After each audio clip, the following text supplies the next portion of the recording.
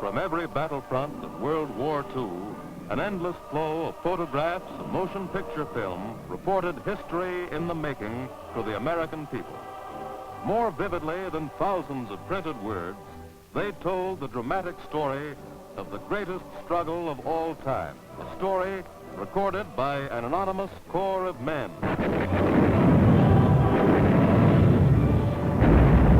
The combat photographers, fighting men whose only weapons in the front lines of battle were their cameras. The story of these men is as dramatic as the events they covered.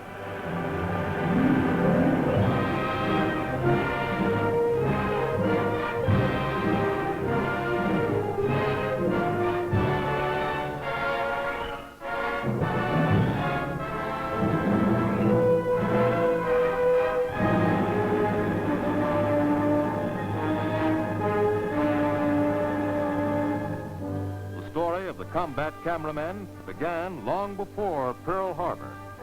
Then he was the civilian news photographer, telling headline stories in pictures.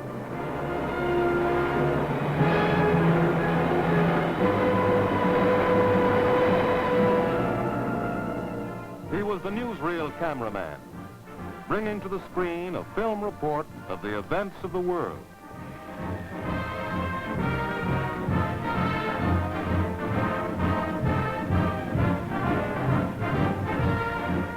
He was the Hollywood cameraman, whose skill as a craftsman put him at the top of his profession.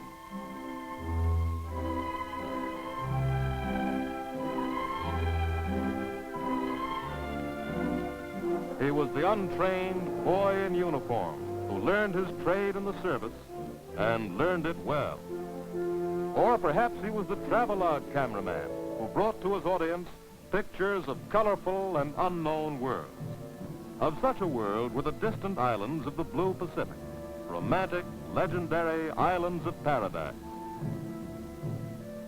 Here, with their picturesque customs, lived a happy, carefree people, the brown-skinned races of the southern seas.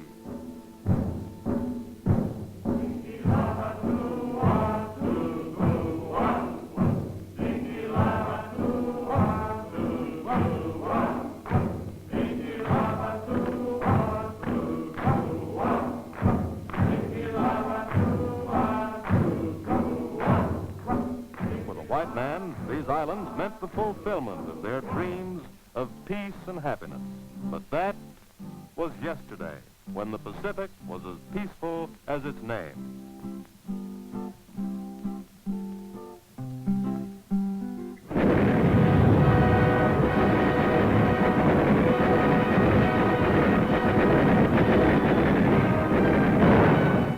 Yes, this was the peaceful Pacific. But now, with our country at war, the civilian photographer joined ranks with service cameramen. All became soldiers, sailors, Marines, or Coast Guardsmen.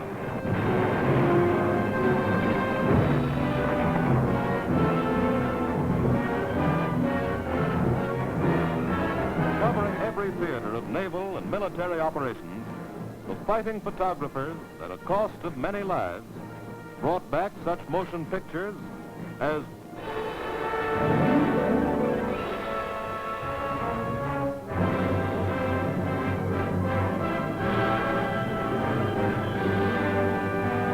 and these were only a few of the great film documents of the combat cameraman. Yes, we brought back the pictures, all right. And we lived every scene in those pictures, too. As Coast Guard cameramen, we saw it over and over again. From Guadalcanal to Guam, the shell-shattered towns and villages. The homeless, helpless people, still numb from shock and their long suffering under the Jap invader. People whose only crime had been the desire to live their own peaceful way of life. The youngsters were always the same, curious but still scared. We used our best pidgin English, showed them a kind of friendship they had never known before.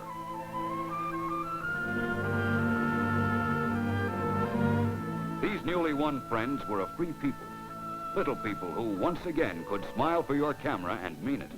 You were not only a cameraman now, but a goodwill ambassador. It was all part of the same assignment. An assignment that began smoothly enough. You had your orders to cover the coming operation. But where or when that operation would take place was a secret that must remain unknown until you were underway. So now you hunted out your Coast Guard transport and reported aboard. There wasn't any fanfare or bon voyage celebration, and you didn't expect any.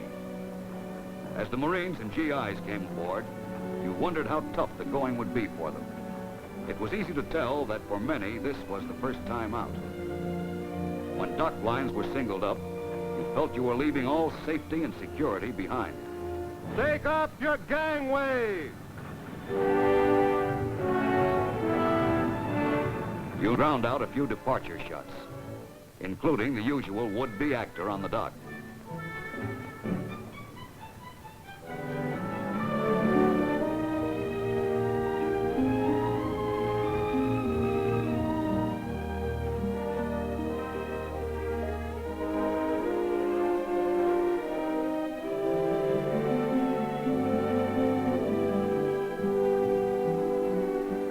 Once the ship had cleared the harbor and taken her convoy position, your camera work really began. At first, it was almost routine. Background material that you'd need later to fill out the complete story. During those first few days at sea, you shot the overall pattern of the convoy's progress, using the ships and sea as a background for your GI actors.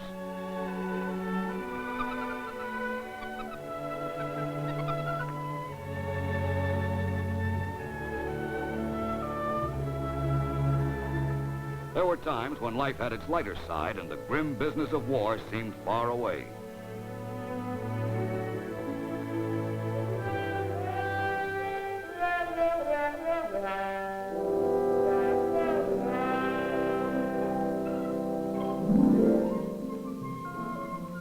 Sometimes it was the unexpected that brightened the scene, like Peggy's new family. The addition of those pups to the passenger list did almost as much for the ship's morale as mail from home.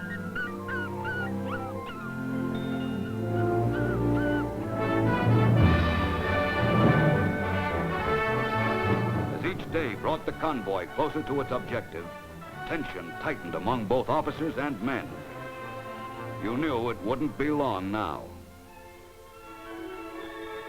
Below decks, Coast Guard coxswains who would pilot the landing craft were thoroughly briefed on their duties for the coming invasion. The whole ship was alive with last-minute preparations, and every fighting man checked his weapons. You checked your camera. It was one piece of shooting equipment that would never worry the Jap.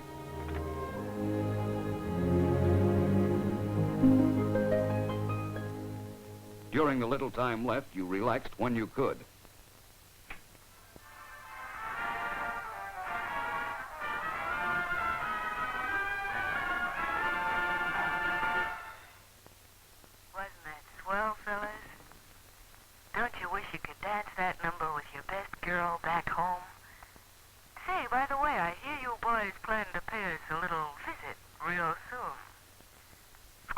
You're always welcome, and Tokyo Rose will be waiting with all her friends to give you a red-hot welcome.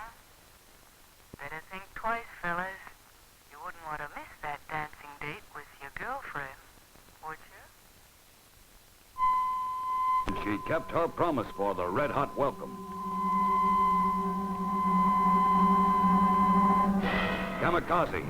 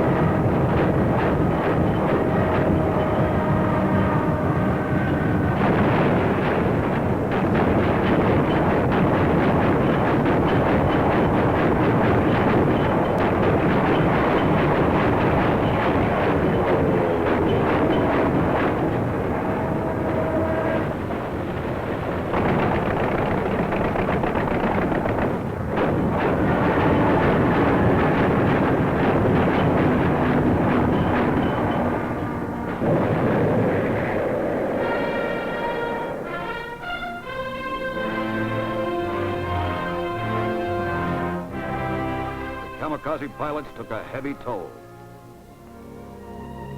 This was the hardest part of your assignment, your story's first grim chapter. Yet you knew it had to be part of the picture.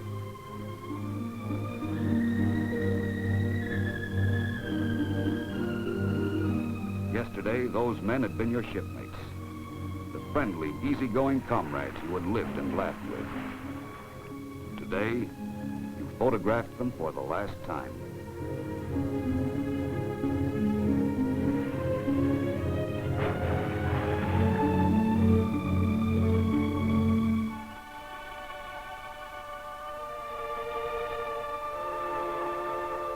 With the coming of night, the task force reached its objective. You weren't counting the days now. You were counting the minutes until H hour.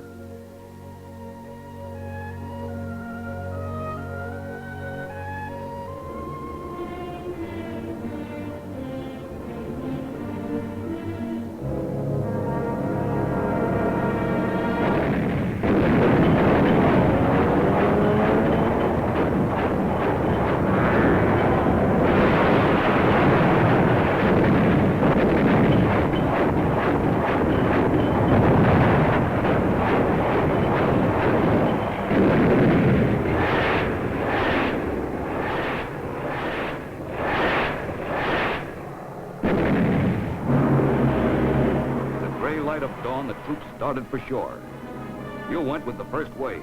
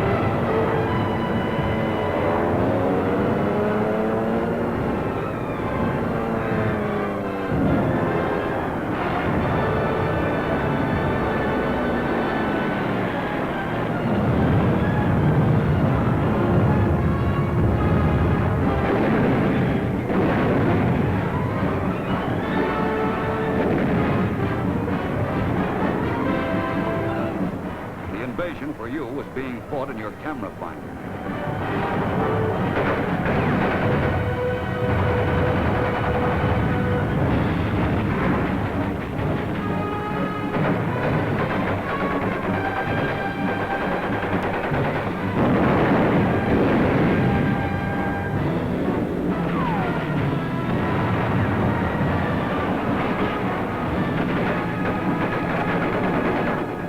In to cover the big noise guns.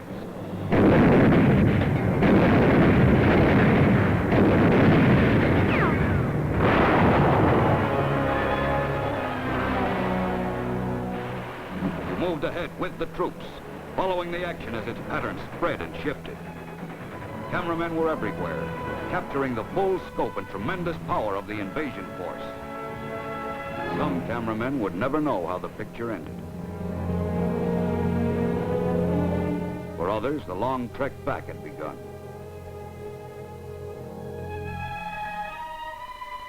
Even the youngest were veterans now, though they should have been earning high school diplomas instead of Purple Hearts. For this combat cameraman, the picture was over. It was something you tried not to think about.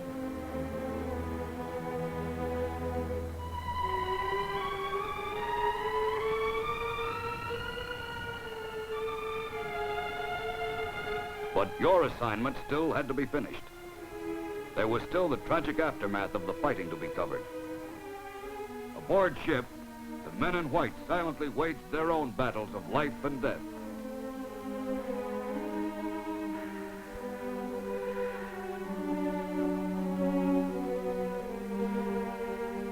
The newly won harbor was crowded now with cargo ships and Coast Guard transports pouring their seemingly endless flow of men, equipment, and supplies ashore.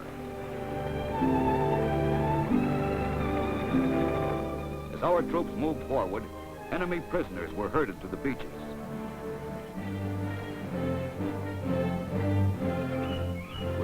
successive invasion, the tide of conquest moved ever closer to the Jap homeland. The islanders were no longer friendly natives. They were Japanese civilians, and beginning to realize that the war had turned against them.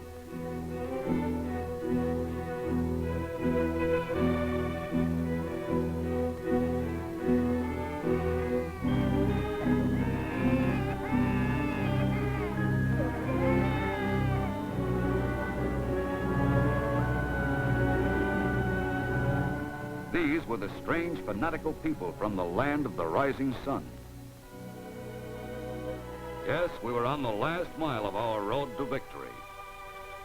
But that road had been paved with blood and sacrifice. This part of your assignment as a Coast Guard cameraman was over. But the greatest and final chapter of the Pacific story was yet to come.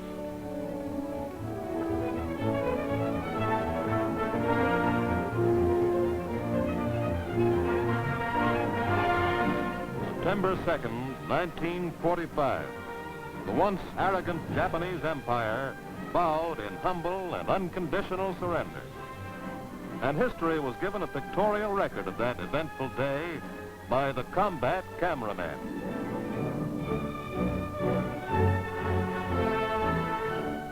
From Normandy to Berlin, from Tarawa to Tokyo, the men behind the cameras had recorded the greatest story of all time.